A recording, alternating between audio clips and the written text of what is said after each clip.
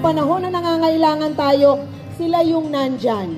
Sila yung walang sawang kumukupkop, walang hinihintay na kapalit. Si Senator Bongo lang po talaga ang nag-iisa na tumangkilik at binigay po yung hinihingi natin.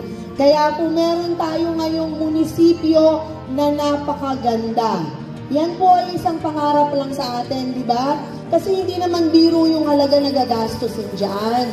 Pero si Senator Bongo po, hindi nagdalawang isip na tulungan tayo.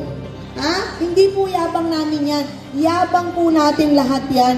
Kasi yan ay galing at tulong ng ating butihing kapatid. Di ba?